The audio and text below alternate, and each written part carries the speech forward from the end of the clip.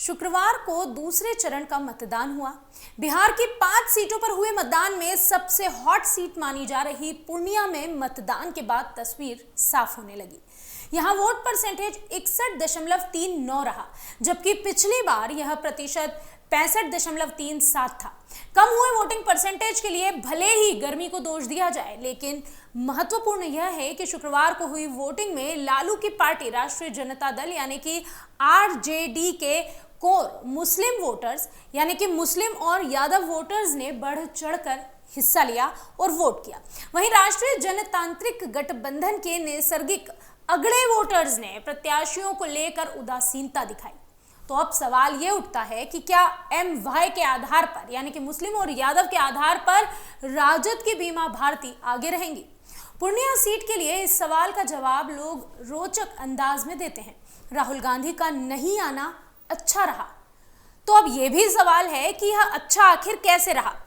क्या इसके मायने यह है कि यह वोट पप्पू यादव के समर्थन में गए हैं? हालांकि इस सवाल का जवाब नहीं मिलता। लोग इस सवाल पर चुप्पी साध लेते हैं। इतना तो साफ है कि गर्मी में मताधिकार का उपयोग करने वालों की ही जीत होने जा रही है।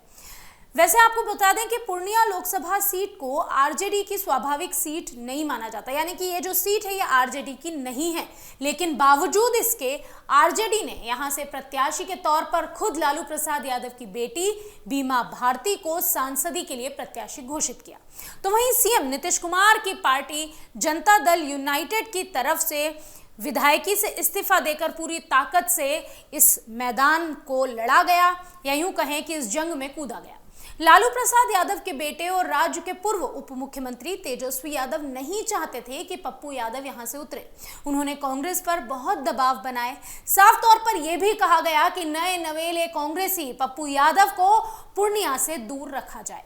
हालांकि कांग्रेस ने राजेश रंजन यानी कि पप्पू यादव को कुछ सोच समझकर ही पार्टी से जोड़ा था, लेकिन तेजस्वी यादव की जिद के आगे कांग्रेस की एक भी नहीं चली और यह सीट कांग्रेस को नहीं मिली। पप्पू यादव ने अलग ही मोर्चा खोल लिया। बताया जाता है कि कांग्रेस के अंदर भी एक खेमा है जो पप्पू यादव को आगे बढ़ने नहीं देना चाहता था।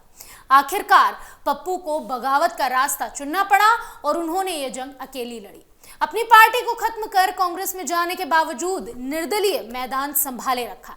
पप्पू यादव ने पूर्णिया लोकसभा क्षेत्र को रोचक बना दिया। प्रशासनिक अधिकारी को धमकाने से लेकर तेजस्वी यादव की सभाओं में पप्पू यादव जिंदाबाद के नारे लगाए जाने तक इस निर्दलीय प्रत्याशी ने सबसे ज्यादा चर्चा हासिल की। उनका आपराधिक इतिहास भी इस दौरान उछाला गया। ऐसे में वो फायदे में रहे या नुकसान में, ये कहना आसान नहीं होगा। इधर यहां से जदयू के जो सांसद हैं संतोष कुशवाहा, वो अपने पुराने नेटवर्क के साथ मैदान में उतरे थे। उन्हें सीएम नीतीश कुमार से लेकर प्रधानमंत्री नरेंद्र मोदी तक का साथ मिला। सभी ने जनसभाएं की। अब उनका फायदा मिलता है या नुकसान, ये भी तय है। अगर आप ये वीडियो YouTube पर देख रहे हैं तो हमारे चैनल को सब्सक्राइब करें और बेल आइकन को दबाना ना भूलें। अगर आप Facebook पर ये वीडियो देख रहे हैं तो हमारे पेज को लाइक करें।